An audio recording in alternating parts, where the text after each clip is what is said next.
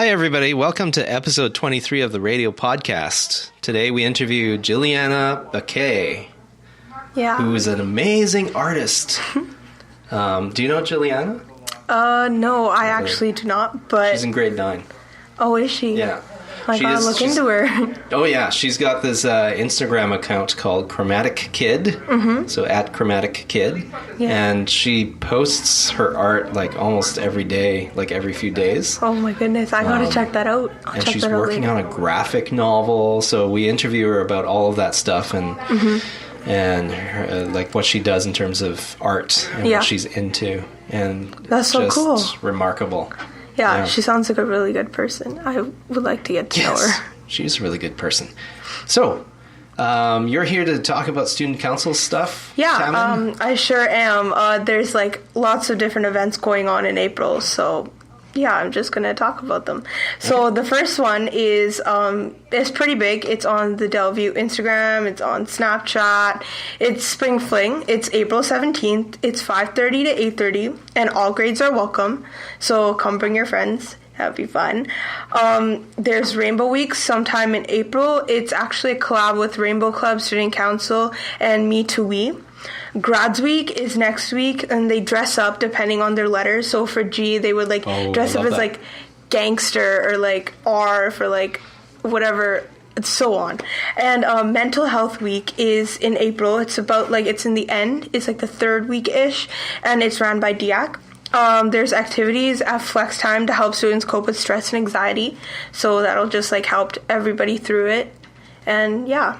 So those are, like, the main events. At Flex Time, they're coming in and giving a talk? Yeah, there's going to be, like, different things. There's going to be, like, stress coloring and, like, origami. There's breathing exercises. There's, like, different things for different classes. Have you done origami? I have. I actually have done origami. Yeah, it is pretty relaxing, right? It is relaxing, but sometimes it can be a little bit hard. Unless you get frustrated and start tearing up the paper. Don't worry, it won't be that hard. It's not going to be, like, make a whole, like, swan. Just be like slow. There are adult coloring books now. There are, and just for it's stress amazing. relief. Yeah, I actually own one. It's like so much fun. Yeah, so, I like color in the car if I'm like really. So are like different? How's it different from a kid's coloring book? It's like it's way more intricate than a kid's one would be. So like a kid's one's like simple, like big pictures, and it's like an adult one is like it's more. Like, there are very small details you really have to pay attention to. And it's, like, it's very relaxing. It's nice. That's cool. Yeah. All right. So there's a dance coming up, and there's lots of other events for students and staff. Yeah. Awesome. Yeah. And this is the first time you're on this podcast. Yeah, it is the first time. So I was a little bit nervous coming into it. But everybody's it's actually a little bit nervous. Fun. Jilliana said she was a little bit nervous at the end. She didn't know she could do it. But that's what everyone says. And they realize it's just a conversation with these weird-looking mics. Yeah, it is. Looks like a robot. Looks like something from like a Pixar movie or something. Yeah, people are surprised with that snowball one. Yeah, that was pretty cool. Yeah. The fact that it's called Blue just helps. All right, thank you, Taman. Thank you for having me. Make sure you listen to the podcast. I will. I will listen to the podcast. Right. I'm going to wait for it as soon as it comes out. High five. Right, nice.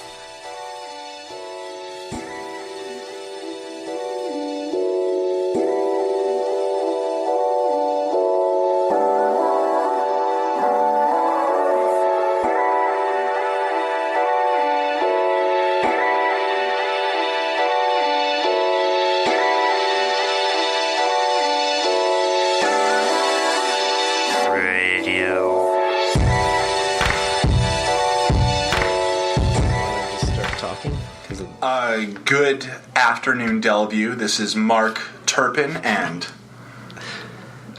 John Kung and Jill Baccay. So is it Jill or is it Jilliana? Jill. Because my full name is Jilliana, but that just tends to get so mixed up between people because they always call me Jillian. Jillian. Yeah. Oh, okay. So I just use Jill because it's just easier to say. Jilliana like an ethnic name? Like because it's not that common, is it? Jilliana? Jillian is common, so I can understand why people would call it. And we do have a Jillian. We do. Yeah, it's yes, not. We do. It's not an ethnic name. It's just my dad watched a lot of X-Files, and Gillian Anderson, and then he took the first initial of Anderson and Jilliana's from Jillian Anderson? That's hilarious. Yeah, that is hilarious. Like, in a nice way. I think that's really cool and clever. I was a huge fan of the X-Files. Did you ever? I knew it was filmed here, but I never got into it. Well, not because it filmed here. It was good. Was it? It was a good show. Yeah, I liked it. Yeah. And then just change the G to J. J. It is a nice name, though. Yeah, it has a nice ring to it. Jilliana. Sounds like you could write a song. Jilliana. I don't know. I'm not a songwriter. No. Acapella. We'll have to do it on karaoke night. Yeah. Send it to Nanji. He'll write a song. Oh my goodness, he would write such a good song. Yeah, I agree. So, Jilliana, you are in grade 9. So, how would you say your Delview experience has been thus far? It's been really good because my sister is a graduate from here. Janelle, yeah. And she's kind of prepared me for everything already, and she's always been, like, talking me through, just guiding me through. So I know what to expect, and I'm just, like, most of the stuff that I'm doing is, like, I'm doing with her advice and on my own terms. Cool. So, I'm just curious, what kind of things did she how did prepare you for? Was there, like, a summer training with Janelle? Pretty much. It's a 6-week intensive with an exam at the end. Yeah. She's always checking in on me and stuff like that, just like monitoring. What year did she graduate? She graduated. That was 3 years ago? Yeah. I don't think I ever met her. Sure. Really? This is only my 3rd year. Right. So. Oh. Yeah. Could be. I doubt. I think she knows of you, but I don't think you two have, like, met. Yeah, because the class of 2016 was my first year. Okay. So she must have graduated class of 2015. What did she do post-secondary? That's something that's, like, more personal to her. I'm not really in touch with But it. did she go to school, or? Yeah, she did. Cool. She went to Kwantlen. Right on. She's just, I think she's on break right now. Cool. Yeah. Cool. So back to the training process. What was that like? Basically just telling me about, like, how to deal with the people around you and like her perception on teachers. Nothing bad about teachers, don't worry. Yeah. And just, like, how but to... It's nice to have a sister who went through 5 years here, and you kind of have... Because otherwise you would have different expectations based on threats that your elementary teachers made about high school or other things, right? Or things you saw on TV. So that's nice that she did that for you. And just basically, like, telling me about how to deal with, like, the workload and stuff, and just how it's like throughout the years, because she's experienced all of that stuff, and we're very similar to each other. Sometimes my mom and dad will mistake our voices for one another. I can see that. If she's being loud, my mom will call me out on it because she thinks it's me speaking. Yeah. But speaking of workload, it seems like you're pretty capable of handling workload. I'm dealing with everything pretty well so far. And I was just looking at your Instagram. I don't know if you want to plug your Instagram or not. Plug my Instagram. Why not? Go ahead. Yeah. My username is @ChromaticKid. I post art often. I post all kinds of art. So if you're looking for some pop of color on your timeline, then press follow. And do people pay you for your art? Because I noticed talking about a commission at some point. Not currently. I've been just kind of setting up that whole thing with commissions so far, because it's not something that I've done, like, full on.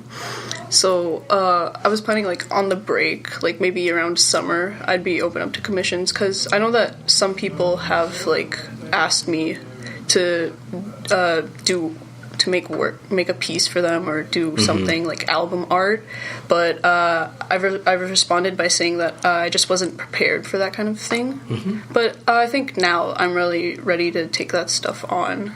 Cool. Because I mean, there are people who would pay you for that for sure. Because I was looking at your Instagram feed, and it seemed like at some point you had, like, day 1, day 2. Were you actually creating a piece of artwork every single day? Yeah, for October It's a series called Inktober, where you're just supposed to use any kind of like inks or whatever just to make a piece daily. And there's like a list of prompts for each day every year, and I was following that. So this was a challenge from a website. Yeah. Okay. Like an organization. Neat. And do you find that helped you in any way? I think it really helped me, especially since I've done it for 2 years now. Seeing like the comparison from 2016 versus 2017, it really just helps to kind of push me to like push out more pieces that are thought out and stuff like that. And the prompt really helps to like engage my mind and kind of be more creative. Right. Or try things that you wouldn't have tried otherwise, right? Because I guess you would tend to fall into a pattern of, like, I know a lot of the kids like to draw anime, so they keep drawing the same character, but I guess that kind of breaks you out of that as well. When you're given, like, the prompt, you have to, like, stick to it and just do something with that. And usually it's something that you wouldn't normally think about drawing, right? Just like I'm really good at drawing Optimus Prime, like since I was little, and that's basically all I can draw now. That and Bill the cat. I had never seen your Instagram, but I am looking at impressive. it right now. It's super impressive, and the work is so diverse. Yeah. So you're right on the money that it's not like you continually draw the same thing over and over again. It's wow, really impressive. Thank you. I always love to experiment with my drawings and like stay true to my username, which is Chromatic Kid, and chromatic like just color and like a spectrum of just different things. So, like what mediums do you use? It's very clear that there's some that are just drawn on paper, but I'm looking at this image here. It doesn't have a title on it, but it looks like you drew it on a computer. I did. What? So I have my drawing tablet hooks up to the computer. Cool. So basically like the screen on a tablet. Yeah. And I just draw with that. That's really cool. It requires a lot of coordination, though. It's hard on the first try. I remember the first day that I got my tablet, none of my lines were straight, and it was. Is that because it's a little bit disconnected because you're looking at the monitor and you're actually drawing down here? I see. It's like different than like a tablet with the screen like built into the tablet, so you can like see what you're drawing there. You have to like know like the corners and every little inch of the screen, and like on the actual like your computer or whatever. Right, but obviously now you're pretty used to it. Yeah, definitely. And do you paint as well? I don't paint as often because I find it kind of tedious, and it requires a lot of dedication that I don't really have. I wouldn't say lack of dedication. I mean, you're clearly a dedicated artist. It's just a different style. I tend to not finish a lot of my pieces. Oh, okay. So, like, that's the main reason why I don't paint as often as I do. And is that because you just want to leave it for the time being, or because it takes a lot longer than sketching? For me, I'm not as experienced in painting as like drawing digitally or drawing with a pencil and a paper. So I am trying to work on like painting more, especially now being in an art class, and that's like the main kind of medium other than like sketching. So I've been I'm not the best that I feel I could be, like when it comes to painting, but I'm working towards like improving always, right? So you're in grade 9, you've got all this talent, you're considering opening up to accept commissions for art pieces. Is this kind of where you think your life is going to go career-wise? I've thought about it like so many times, and I feel like it's a really big possibility for me, and it's definitely something that I would love to do. But sometimes like I have to like find a balance between doing art and like my academic things like science or like math and stuff like that. I definitely would I think, like, if I were to look ahead, I think one of the the main things that would be there would be something oriented in art, like a career oriented in art. But I'm still thinking. I still have a few years to go. Oh, for sure. Yeah. Like, no pressure. But, the thing that my father always taught me is that if you find something you love to do, you never have to work a day in your life. Right? And if you can make money doing what you love, that's the win, right? Like, that's what we're all striving for ultimately.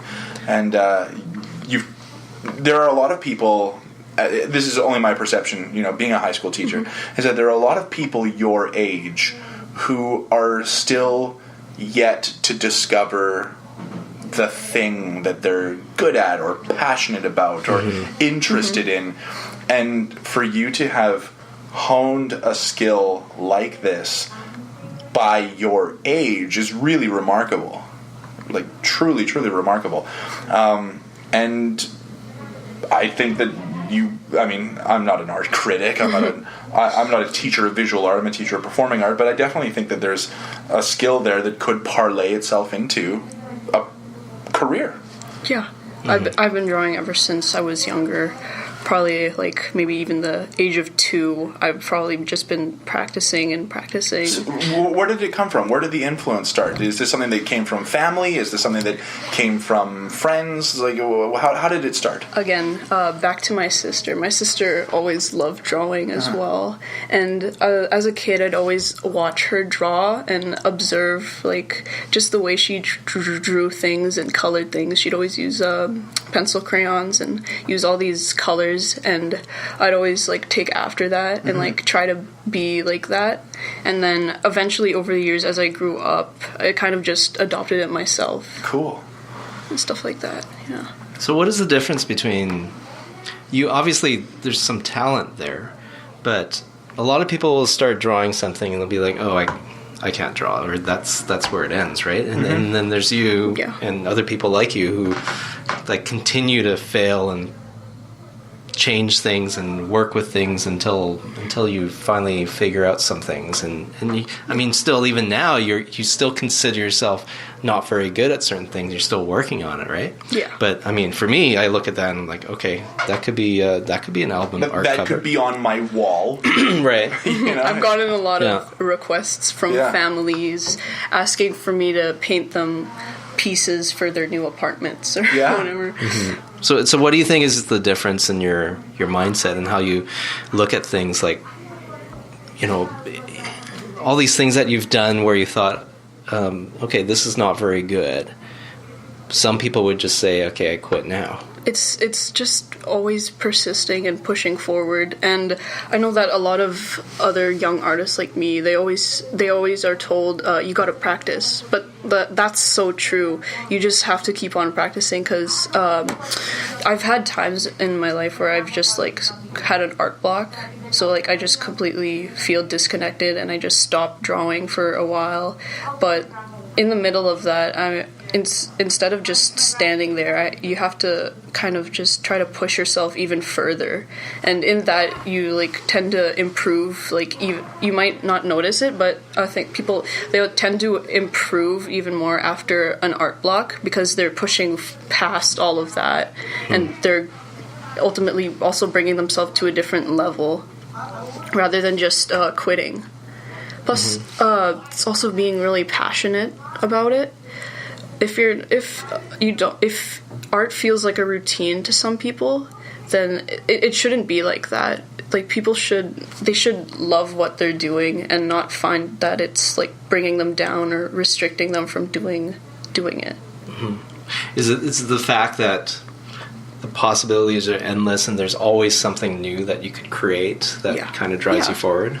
Because I'm sure, like, a lot of artists who are famous and who have, like, flourished and made a name for themselves, I'm sure they're always still improving, even though they're at a level of so much success. It's all like, just personal improvement, because like, you're your harshest critic and stuff like that. And there's no matter, like, how far you've come, there's always, like, I feel that there's always some point where you can go further, and, like, it's never ending.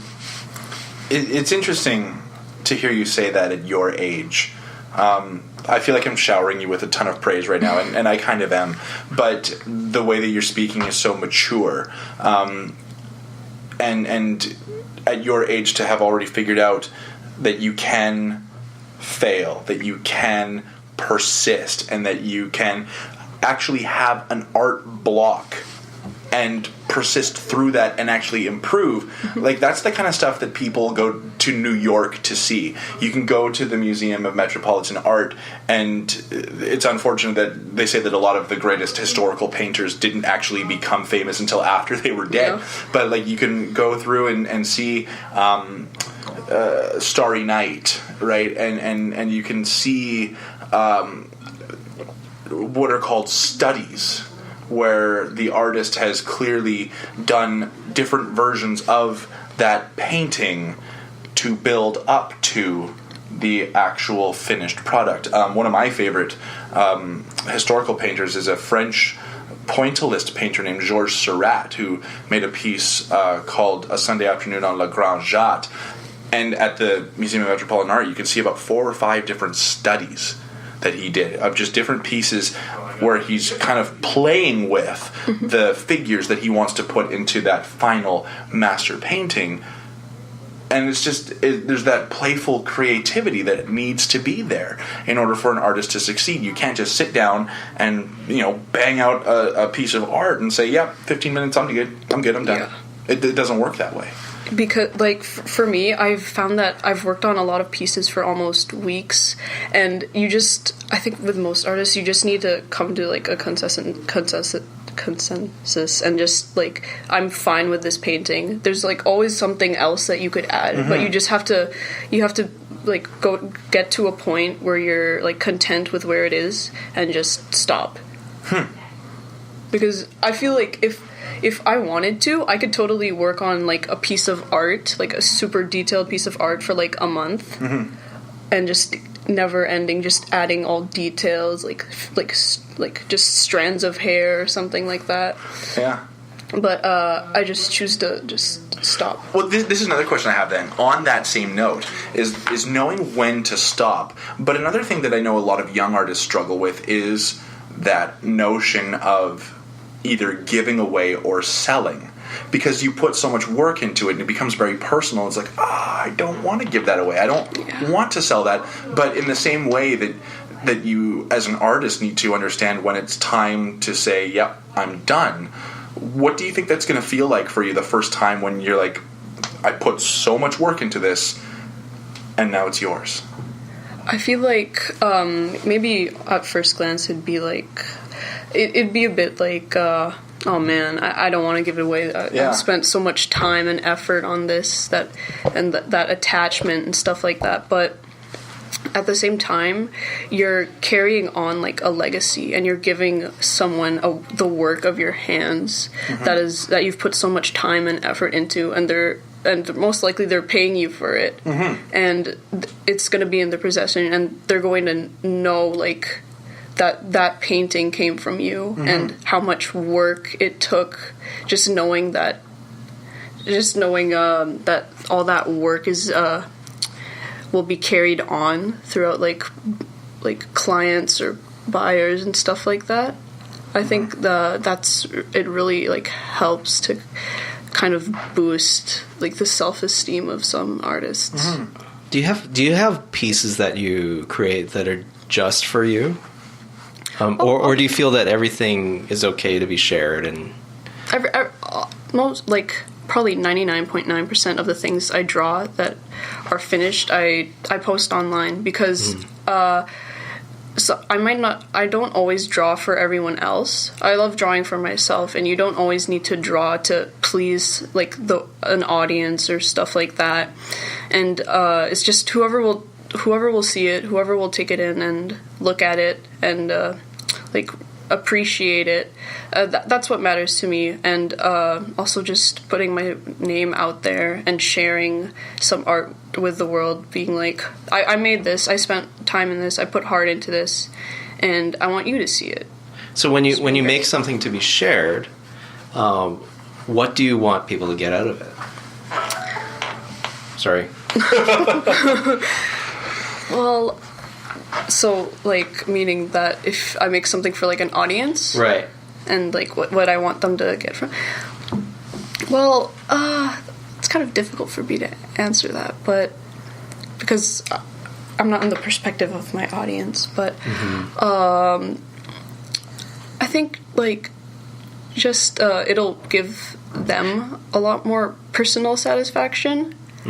If you make, like, a fan art of, like, a character from a TV show or something, it'll be personalized for you because you're drawing that specific character, but in your kind of, like, essence. And I think people will appreciate it a lot because I know lots of people love to see fan art and just to see, like, people's different takes on that. Sometimes original works don't get as much reception, like, likes-wise or comments-wise, as some things that are, like, fan art. But it all depends on, like, who's viewing it. Like, some people will like to see fan art more because they're into a lot of, like, that pop culture kind of thing. But, of course, some people also appreciate just your original works. And I think it all depends. And the reason why I'm asking that question is because we're in an era where sharing is kind of the norm now. Because it wasn't always like that, right? Yeah. You couldn't always share an image that you've created every single day, or everything that you've created instantly to thousands of people. And so I just wonder, when we share stuff, is it because you just want to inspire other people, or is it because maybe somebody out there will understand what you understood when you did that piece? And that kind of thing. It's for a lot of reasons. One is I want people to, like, kind of know who I am and, like, know what I'm able to do. From, like, because that'll help with, like, careers and stuff, and I can make, like, I have, like, an online portfolio technically, and basically I just love sharing my art. I love it provides me some confidence to post my art online because it takes a lot to post. For me, it takes a lot of courage to post something online, especially since after a while, some things that I draw, they tend to just, they look bad because I've, like, improved so much, and just looking back on it, I'll cringe or just, like, I don't even want to look at it. We're looking at your Star Wars ones. Yeah. So, it gives confidence because just knowing that you're sharing something from your heart to the world, no matter, like, what the quality is, I think that should build someone up. Just knowing that people are seeing your stuff, even if they're not liking it, they're looking at it. You know that it's, like, in the tags and circulating online through people, and I have a lot of friends that I've made online, a lot of other fellow young artists as well, and a lot of young artists, they're very critical of themselves, I find, and they're always, like, self-deprecatingly saying, like, oh, my art is so bad, or my art is mediocre, when a lot of the time it's not. So I think there's also a community built around sharing artwork, and we have to, like, build each other up and just, like, share all the love and stuff like that. Cool. And I guess you get lots of ideas of technique and how you do things from other people as well. Inspiration from other people. I always do that. Are you careful about curating what you put out there, or are there things that you wouldn't share, maybe because it's not finished or you don't think it's good enough, or I don't share some, like, sketches I do just for, like, personal practice, because I don't feel that you should be required to share every single piece that you do just so for the sake of posting and getting something out there. I think a lot of people are understanding that it takes time. It takes a lot of time. It takes a lot of practice, and it takes a lot of, like, building yourself up personally to do that kind of thing. So I don't post some like quick doodles or sketches that I do, because I like posting finished pieces because I think it makes me look way more professional and stuff like that. Do you ever doodle in class? I was just going to ask that. I said, be honest, do you doodle in class? I always doodle in class. I'm not afraid to admit that, because I find that it helps me focus, though. Oh, yeah. There's lots of studies that say that, yes, actually. Absolutely. Yeah, sometimes I even doodle like content related to what we're learning. I've seen some of your content-related stuff, and it's pretty awesome. That's such a cool way of taking notes. You haven't seen her... she's got a KMT video. I guess it was for Mr. Fernandez's class. That was last year. Last year. Grade 8. And Mr. Choi showed me, actually, and I was like, wow. Like, this is stuff that I would use for my class. I'm flattered. Just how you explain the concept using different visuals. It was just so well done. I'm just really impressed. Yeah, thank you. I would commission you to actually do some science videos for me, because I like how it worked out. Yeah, all of it comes from doodles too. Right. I plan out, like, it's almost like storyboarding. Okay, so you planned out, these are the things I want to explain, and these are the visuals I'm going to use to explain it? Yeah. That's so cool. Like, I'd fill entire pages just with doodles, with, like, pen and pencil and all that stuff, all just trying to... It's just, like, brainstorming, but visually. Wow. So do you think that you're a better note-taker as an artist than you are as, like, copying down word-for-word notes? Definitely. Wow, that's cool. Because you have to look up and down at the screen, and sometimes I feel like it can be way more simple than it's so difficult, like, on the screen if you're taking notes, and you can make it like way more simple. And I find the simplest way to do it is just to draw it out. I have a friend, his name is Adi Nokiani, and he was an artist when he was in high school, and he ended up going into sciences because he was interested in sciences. He's a dentist now. But I remember going through high school, and at UBC, we went through some of the same courses together. I remember taking organic chemistry, which was a murderous course that I don't know why I was in there. But he was like illustrating all the different pathways of electrons, and so, like, he was visual, so that was easy for him, memorizing where things were, because it was all visual. And he would actually create study guides for people. Wow. Like illustrated study guides about different parts of the cell or whatever it was. So that was it. He actually sold these study guides and made a lot of money. But he's still doing his art. He's still, he's done illustrations, I think, in his dental office in the waiting room. He still does album covers for rap artists. Wow. So it's like he found something that he was interested in dentistry, but he was also very interested in art. So somehow he's like doing both at the same time. Which is... Well, I mean, I hate to say this because this is going to sound so negative, but statistically, dentistry has quite a high suicide rate from what I've heard. But having that side passion, it probably keeps him sane, you know, and keeps people going. I've often thought that every person in the world, no matter what your passion is, should always have a side interest, you know, because, like you said, when you have an art block, where do you go to charge the battery, right? Like, where do you go to find other inspiration? And I don't believe that people are one-dimensional. You know, people don't just have one thing. They have multiple things.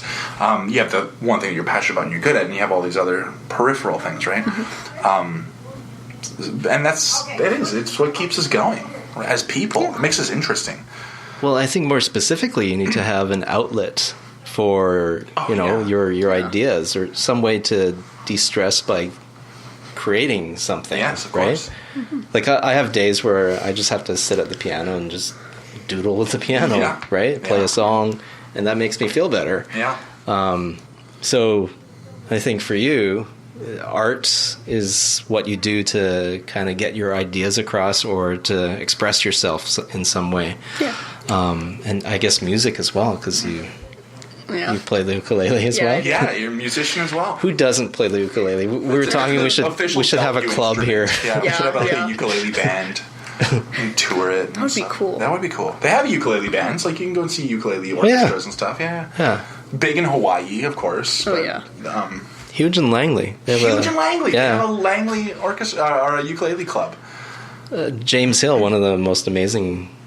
Have you seen James Hill? I don't think so. Oh, look up his videos, because he does this version of Billie Jean with like the drums, the bass line, the rhythm guitar, and like everything on the one ukulele. Oh wow! So yeah, he comes from Langley. That's cool. That's cool. Yeah. Anyways, so when did you pick up the ukulele? Oh, the ukulele. Actually, pretty recently, probably around grade 7, mid-grade 7. Do they teach it at an elementary school? Yeah, they do. I think in grade 4 or 5, we learned some, like, basic stuff. That's good. My brother is an elementary music teacher, and he was telling me that he's just about ready to bring out the recorders for the year. And I was criticizing him on how abhorrent an elementary school music class would be to listen to 30 kids poorly playing the recorder. Yeah. And then he says, no, it's great. And the great thing about it is that it's fairly cheap and accessible. Mm-hmm. And like, if we didn't have recorders, what would we use? And then I thought about it. And at the time, I had no argument, and then I hung up the phone, and it was about 3 hours later. I was like, the ukulele would be great. Why don't they teach that to elementary kids? Because they're not terribly expensive. A little bit more expensive than a recorder. I mean, you can actually get a recorder for about $5. Mm-hmm. Yeah.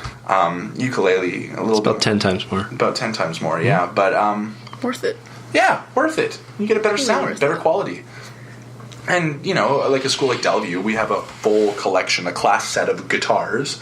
A class set of ukuleles would be cheaper than guitars. Right. You know, but make everybody happy. Make everybody happy. As soon as you hear it, you're smiling. You can't not smile. You can't not smile. You can't. And when someone's playing the recorder, you can't not rip out your eyelashes. Like, it's just...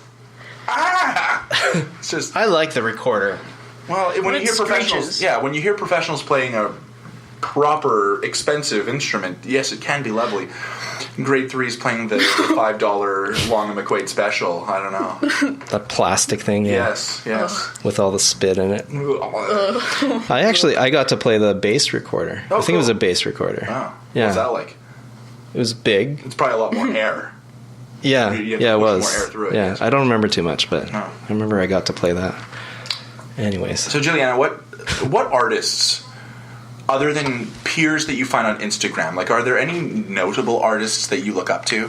Or say, wow, you know, like, this one artist really inspires me, or this is who I want to emulate, or this, like, I would love to be this person, love to have their job, kind of thing? I think not specifically, but I think I've been following Takashi Murakami for quite some while. I don't think... I really like his use of just... Was he at the Vancouver Art Gallery? Still is, yeah. Yeah. His exhibit is still there. I haven't seen it. I'm hoping to go see that and kind of like take stuff from there. But other than him, I wouldn't say that there's a lot of people that I can like pinpoint for my like inspiration as an artist. Because I think a lot of it has been just like maybe not a specific like artist, but I've taken a lot after cartoons. Yeah. Specific cartoons. I was actually going to ask, do you animate as well? When I have the time to, I do. Because she did that KMT video. That was animated. Yeah. But like, would you consider a career in animation? Definitely. Yeah. I love animation. Yeah. I love watching cartoons and telling stories and just like making concepts and the thought of pitching a cartoon and people just taking after it and like even taking influence from it and stuff like that. So what do you watch? Like what kind of cartoons? I watch a lot of modern cartoons right now because I feel like as of now modern cartoons are actually getting really good plot-wise and stuff like that, and the plots are kind of like complex, but simple enough for like younger children like, to take in. Talk about like television cartoons or web cartoons or TV cartoons, Cartoon Network, Disney, stuff like Steven Universe, Adventure Time, a lot of stuff on Cartoon Network, like some comedies, The Amazing World of Gumball, just all types of cartoons. And there's a Disney cartoons like Gravity Falls.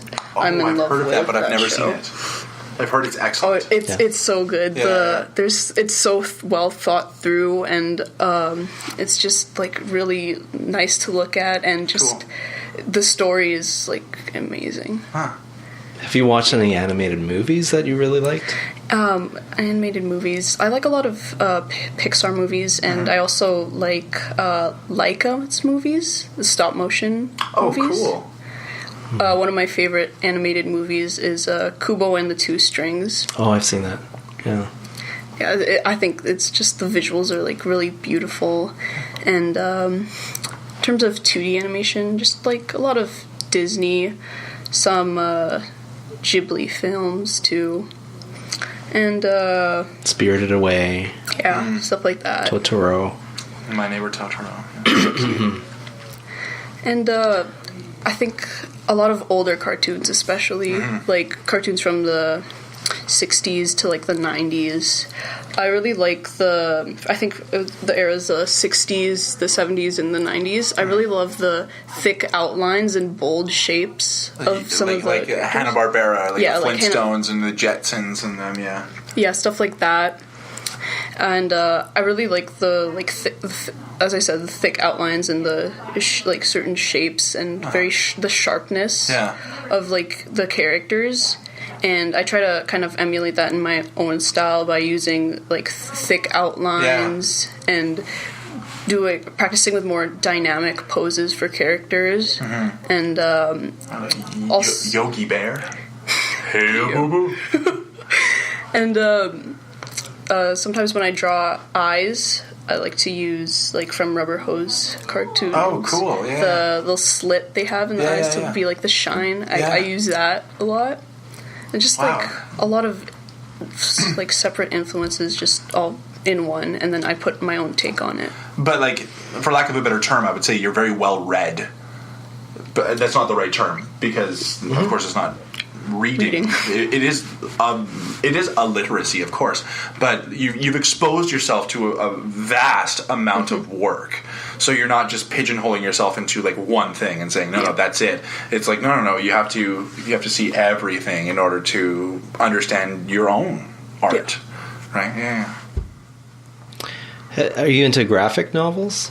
I've not like necessarily, but I love graphic novels, but I don't really take the time to read. I own a bunch of Archie comics at home, like a whole crate of Archie comics, and during silent reading in elementary school, everyone would be reading their chapter books, and I'd just have my Archie comics. And I'd even hand them out to some of the kids that would rather prefer to read the comics than their chapter books. They were good stories. Oh, for sure. Yeah. Oh, yeah. Archie comics. They did an Archie comic book about coming to Expo 86. Really? Yeah.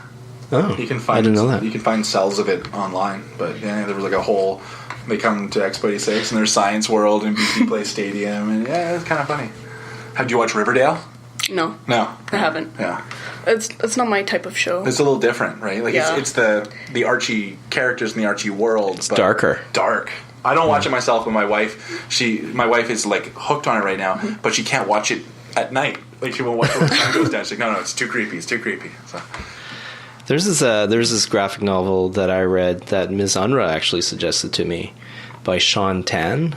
I don't know if you know Sean Tan, but it was about the immigrant experience. But I found it eye-opening because there's no text at all. It was all illustrations, And it was like this fantastical world, but it was about in the end, it's about this immigrant who's coming to the new world and trying to make his way, and all the issues and the racial issues and all these other issues that are happening to him, and the feeling of it. I read a graphic novel that was also about the immigrant experience. Oh, really? And I can't remember the name of the author, so I'm just going to bring it up right now. But the one I'm talking about is, I think it's called The Arrival.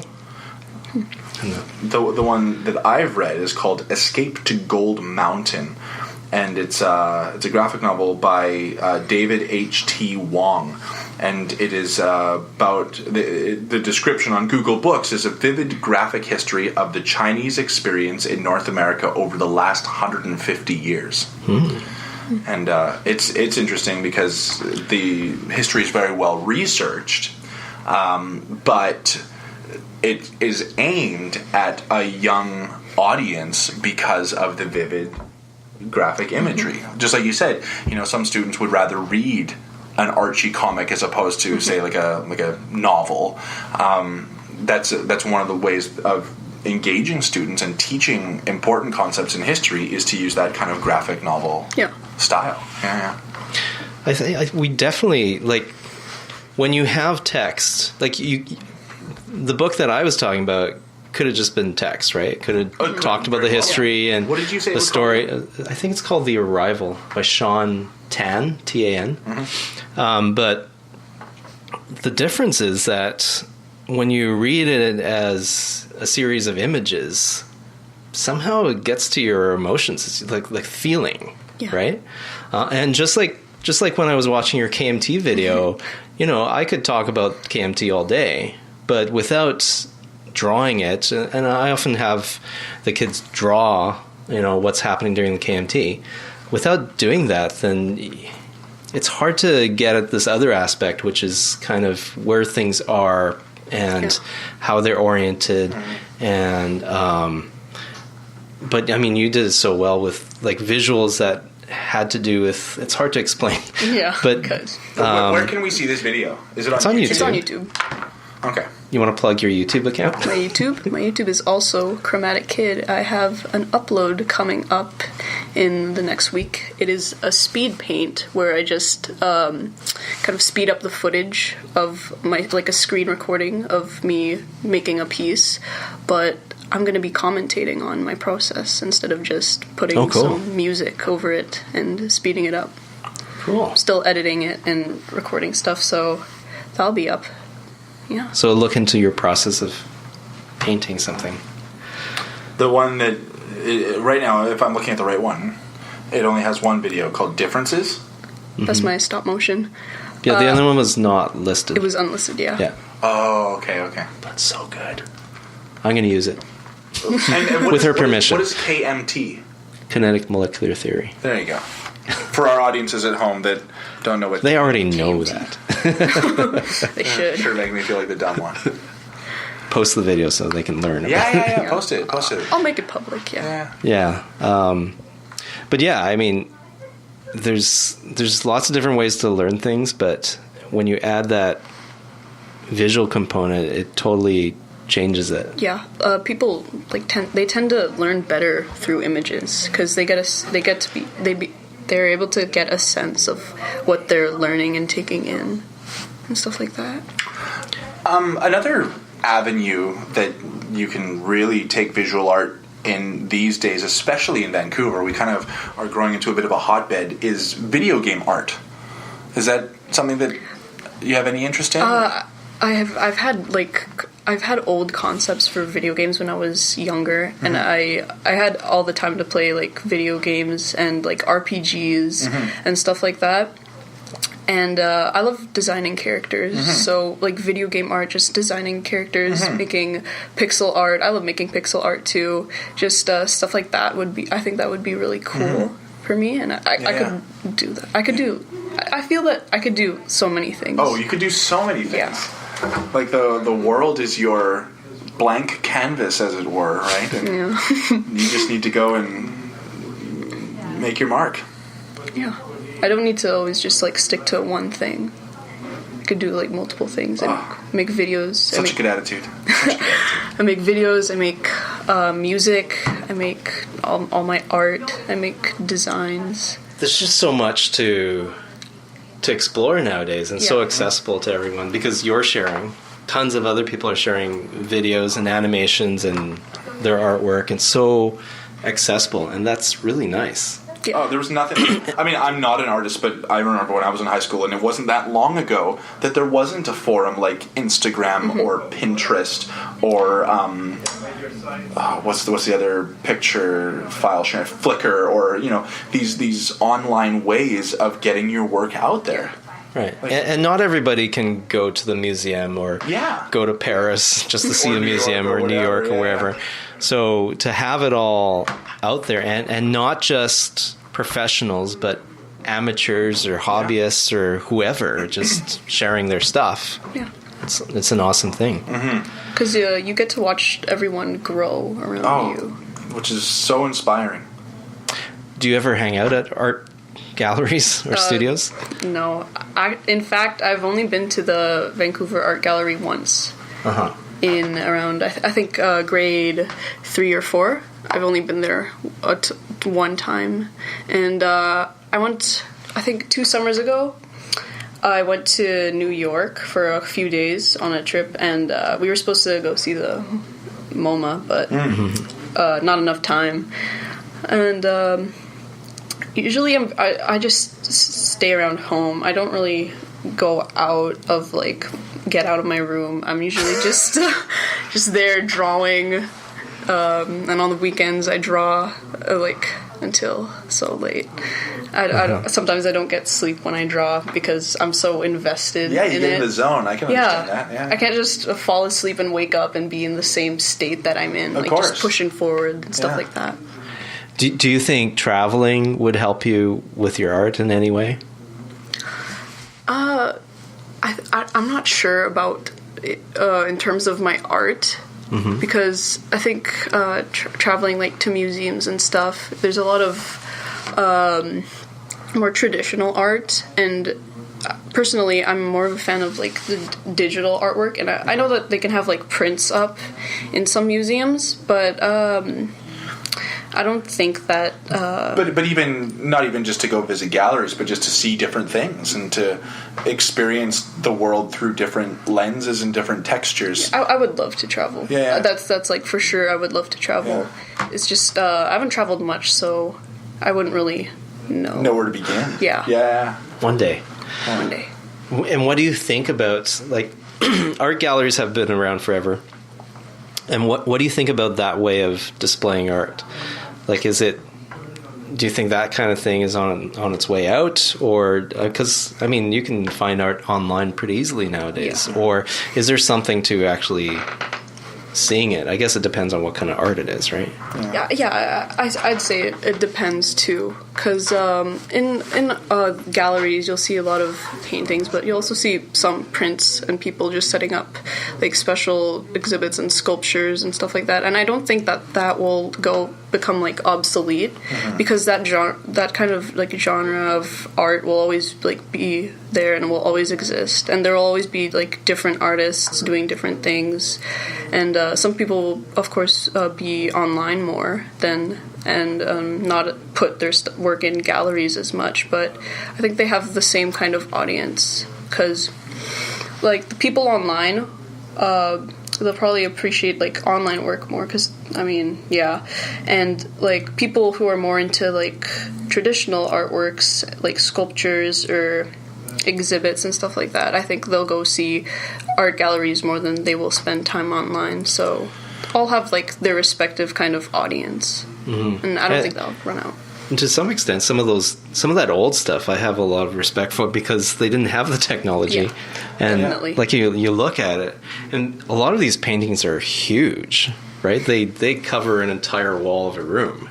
So first of all, when you go in there, there's the sense of whoa, a sense of awe, right? Yeah. I've never traveled to Venice, to Italy, but I would love to go to the Vatican City and see the ceiling of the Sistine Chapel, which Michelangelo was literally lying down on a scaffolding painting the ceiling for years. Right. And How does one do that? Or even the mosaic work, right? Yes. In Florence, and of course, yes. Like how do you do that? How do you do impressionist art where you at the artist's distance of painting, you see a blur. It's only when you move back that you go, that is something. But to Jilliana's point about the art gallery will always have a place for those kinds of works, and the digital forum will always have its forum, as it were. People that I've never been to Paris, but people that I've spoken to that have been to the Louvre say that seeing the Mona Lisa in person is completely different experience than seeing a picture of it or a facsimile of it online or something, right?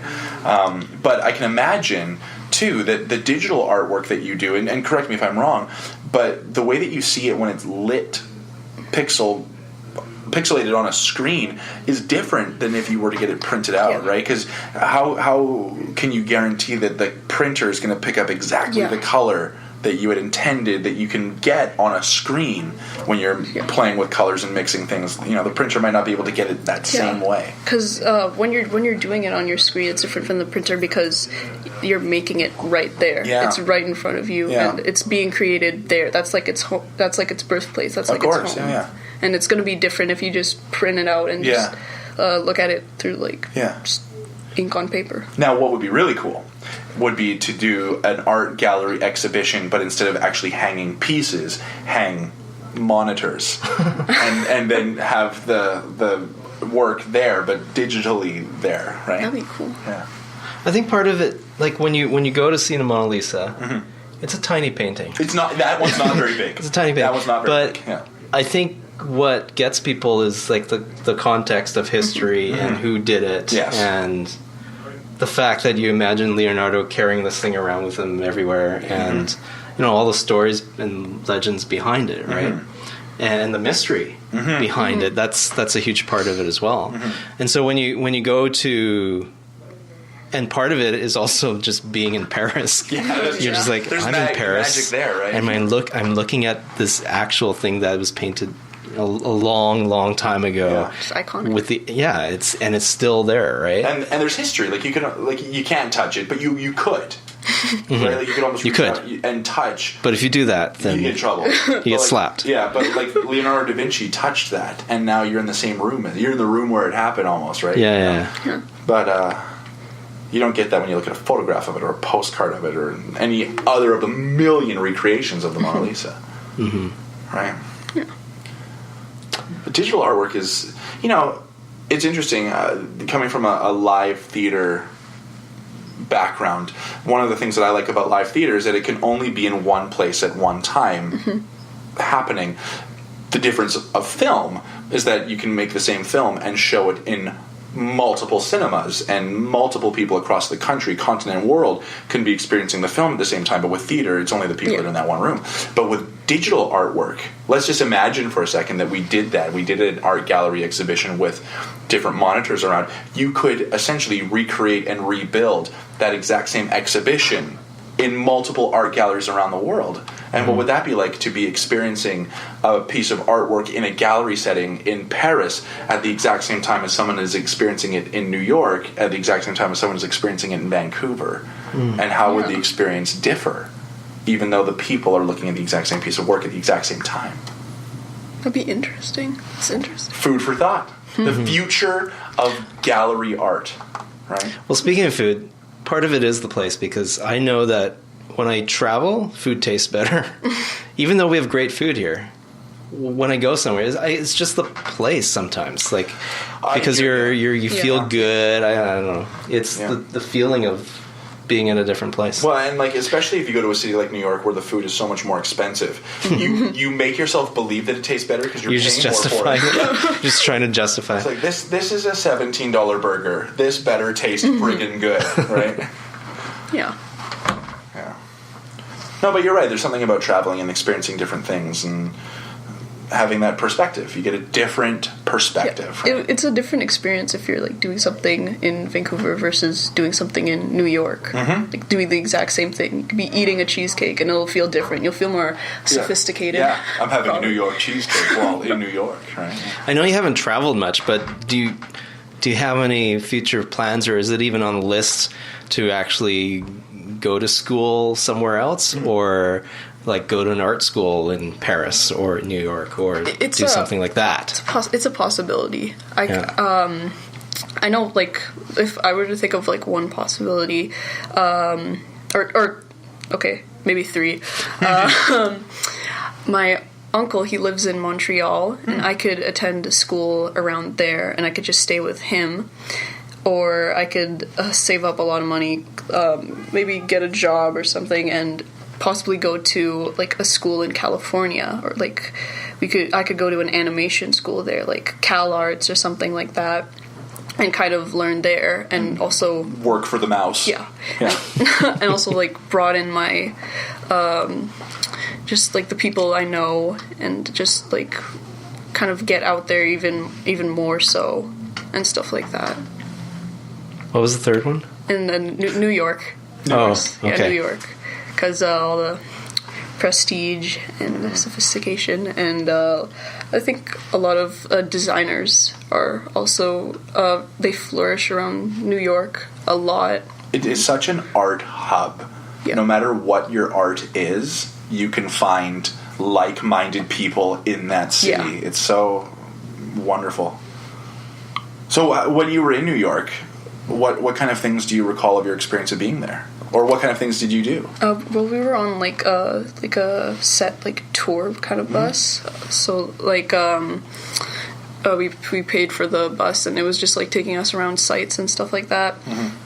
I think I have to ask, did you see any theater? No, I wasn't able to.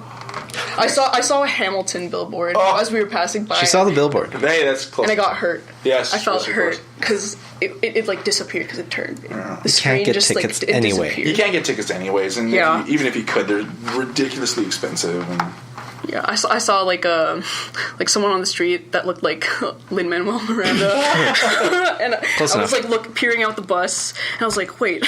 You ever done any Hamilton fan art? No. I've thought about it, though, countless times. Yeah.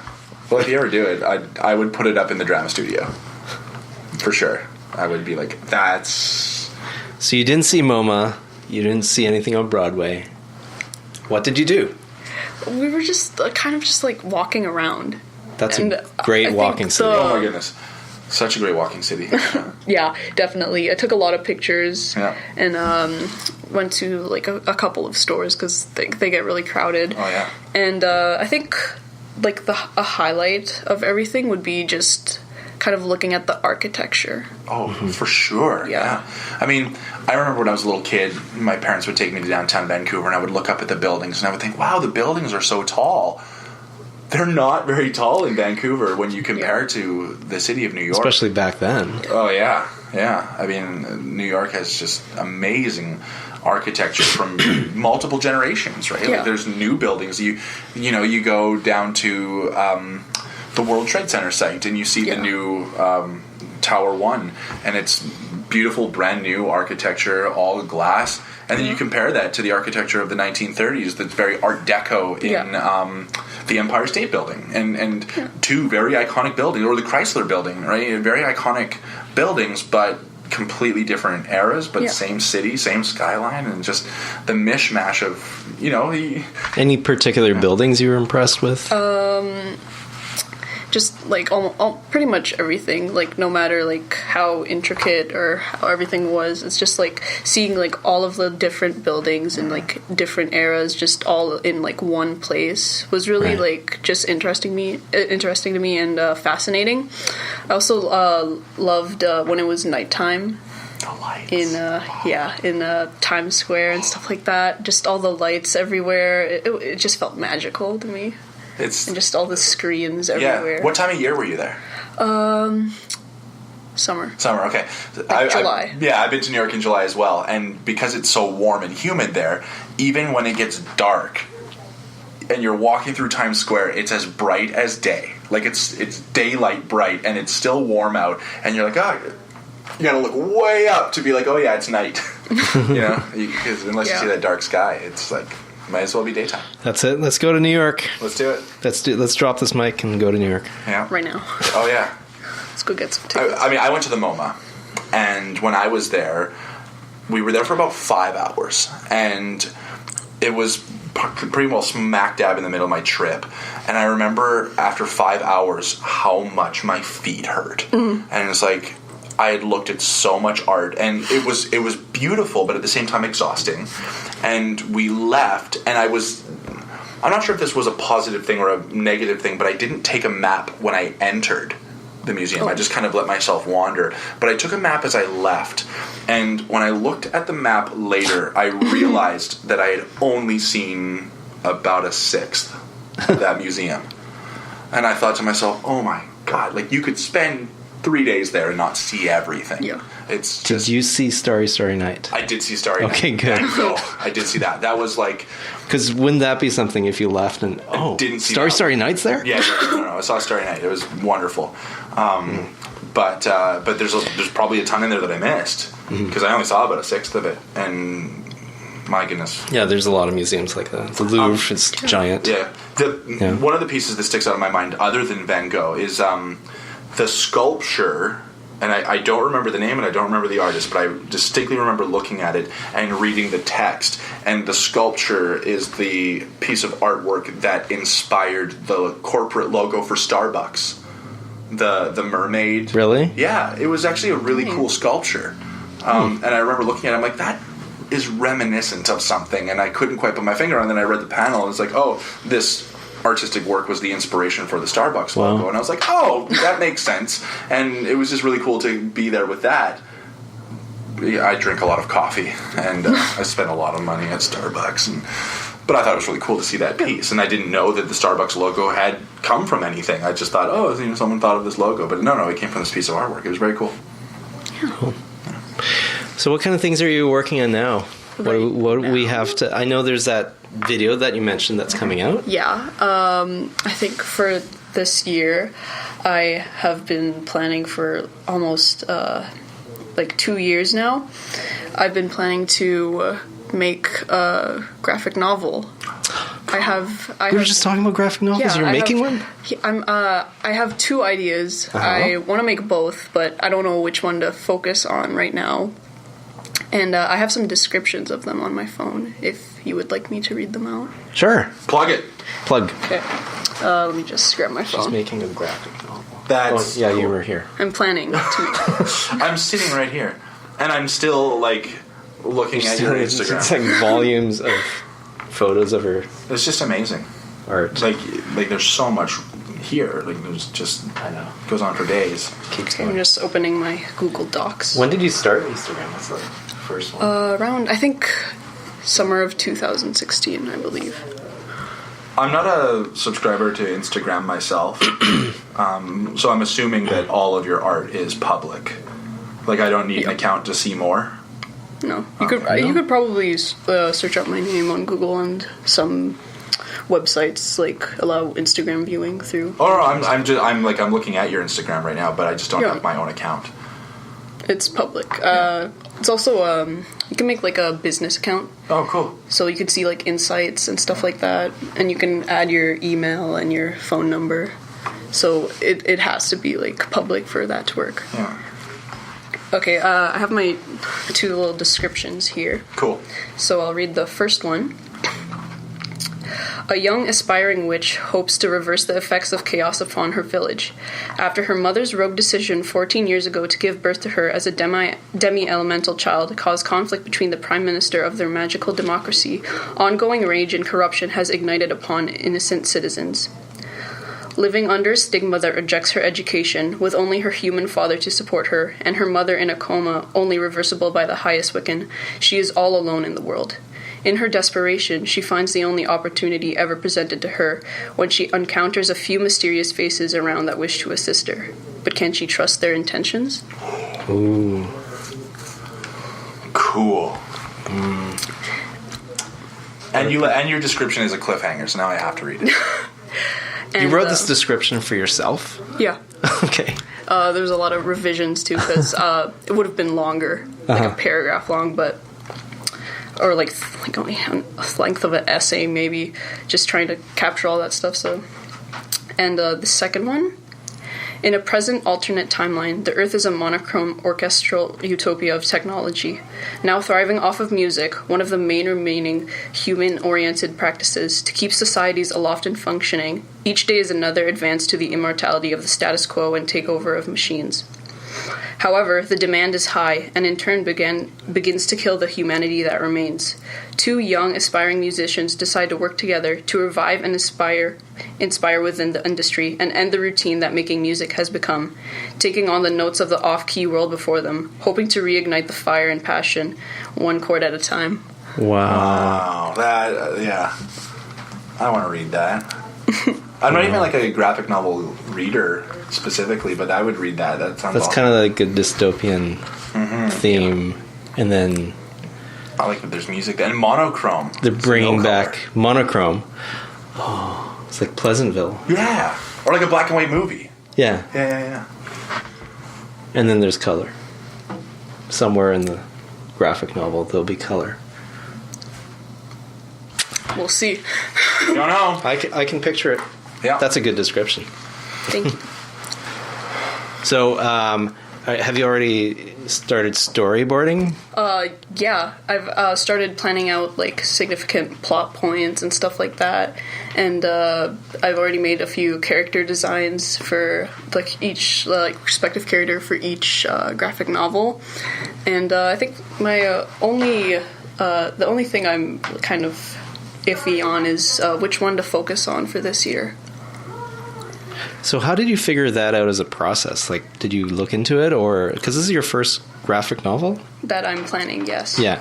So, like, how did you think? Okay, it makes sense to create the characters first, and then plan out the plot points, and then this is like the process. Or did you study it? So I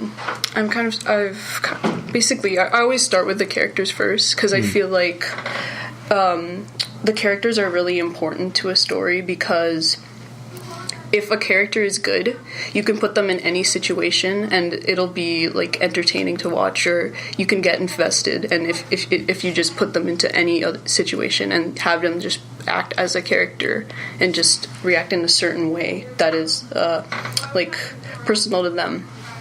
So I start with writing the character and kind of how they respond to the environment.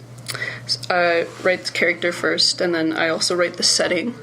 So, because I feel that those are two very important things, and I feel that they need to work well together in order to carry through the story really well. So, as I said, I write the character and how they interact with the environment, with the setting around them, and then I think about introducing what conflict would be fitting to like that's the setting, and if the character will react in an interesting way against that conflict. And then I just build up like certain plot points that kind of like to build up to the conflict, to like the resolution and all that stuff like that. But I always focus on the characters first because I think the characters are the most important. Have you ever written a novel before? No. No. Sometimes I write very short stories. Yeah, the way you're thinking, I would think a novelist would think as well. Like, that's very developed. Yeah.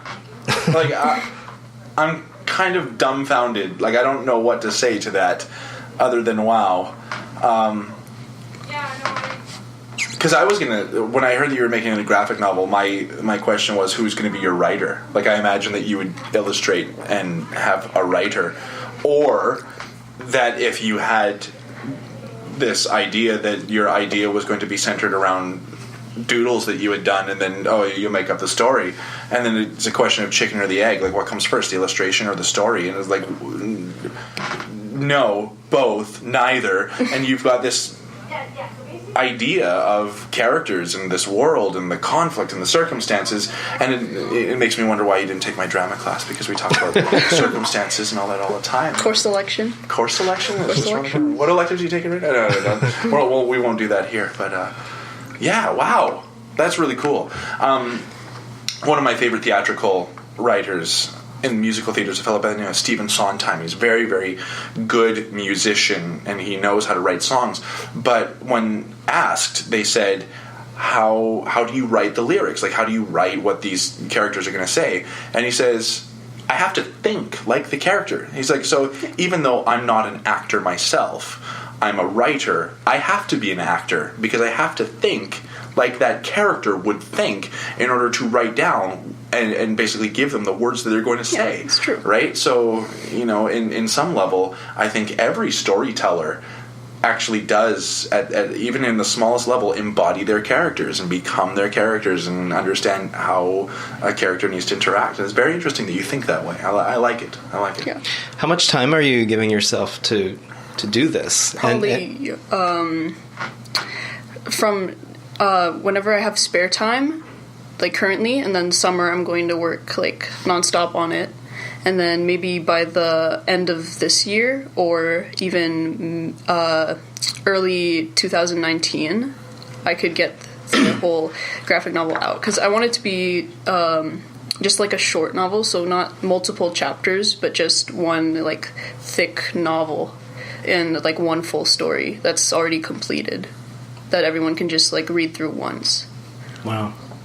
And have you found a way to have it bound and published, that kind of thing? Have you looked into that? Because self-publishing is actually not that difficult nowadays, right?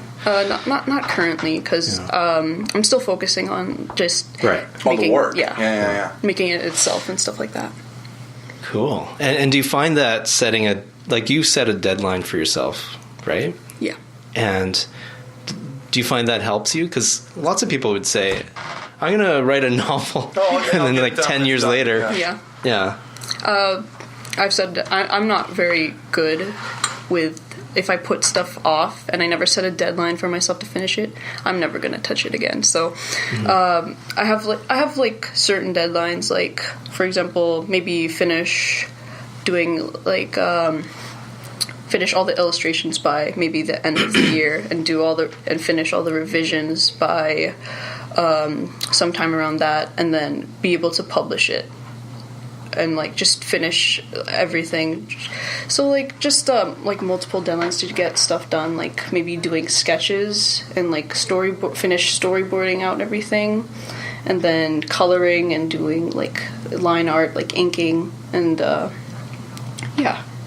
and writing dialogue, just everything. That's amazing. Well, I wish you luck with that, and I can't wait to read those. Because I love graphic novels, and the way you've described it, it's piqued my interest for sure. Yeah. All right. Well, thanks for visiting with us today. Yeah, thank you. Thank you Jill, for having me. Yeah. And it's been enlightening and inspiring, remarkable that somebody like you can do all the stuff that you do and keep doing it, keep making stuff. Yes. I'll never stop. We're a big fan of making things. Awesome. Yeah. Thank you. All right. Bye.